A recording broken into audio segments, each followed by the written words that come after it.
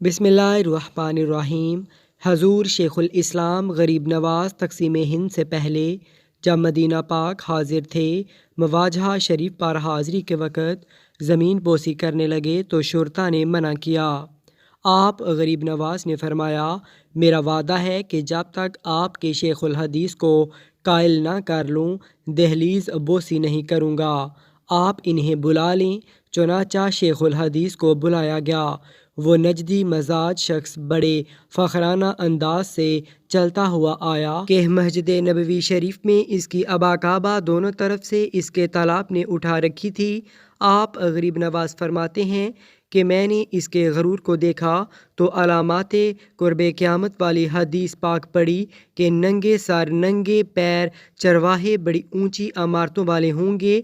इसने आते ही पूछा कि शेख हिंदी आप क्या चाहते हैं? हजूर गरीब नवाज़ ने फरमाया कि मैं चौखट मुबारक चूमना चाहता हूँ और ये मैं आसारे सहाबा इकराम से साबित कर सकता हूँ। आप मुस्तदरिक अमाम हाकम और मसनद अमाम अहमद मंगवा लें। मैं हज़रत अबू अयूब अंसारी रज़ियल्लाहु ताला अन्हो का अमल आपको दिखा देता हूँ। चुनांचा हदीस पाक की दोनों किताबें मंगवाई गईं। हवाला जात देख कर शिकस्त खुर्दा हुआ तो कहने लगा कि ये तो सहाबी का अमल है। आप नबी करीम सल्लल्लाहु अलैहि वसल्लम का अमल दिखाएं तो इजाज़त दूँगा।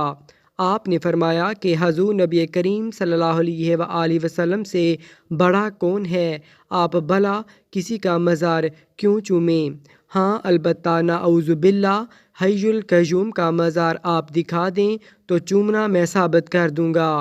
आपने ये सारी गुफ्तगू फसीह अरबी में फरमाई। सुनकर कहने लगा कि शेख हिंदी को इजाज़त है, जो चाहे करे, अब इन्हें कोई मना नहीं करेगा।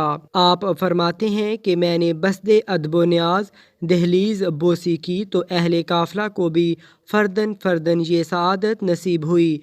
जो भी आए चूमे और कहे कि हम तो शेख हिंदी के साथ हैं। नजदी कहने लगा कि इस तरह तो हमारा नज़्म ज़ब्त ही ख़त्म हो जाएगा, लिहाजा आप मदीना पाक छोड़ दें।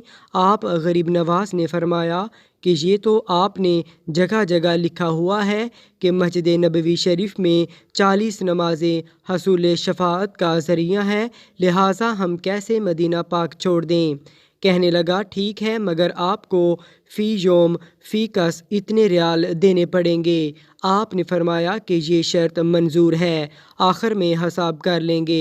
अगर रियाल कम पड़ गए तो बेशक जेल भेज देना, बशर्तिया के जेल हो मदीना पाक की। जब जुमा की फजर अदा कर चुके तो कहने लगे कि आपकी 40 नमाजें पूरी हो गई हैं, लिहाजा अब रवाना हो जाएं। आप गरीब नवाज़ ने फरमाया कि हमारा ये वादा तो नहीं था कि मदीना पाक का जुमा छोड़ देंगे, लिहाजा अल्हम्दुलिल्लाह जुमा पढ़ कर मवाजा शरीफ की अलविदाई हाज़री देकर बचश्मे नम अपने काफ़िले के हमरा मक्का मुकरमा के लिए रवाना हुए। इसी दौरान एक और वाक़या भी हो गया।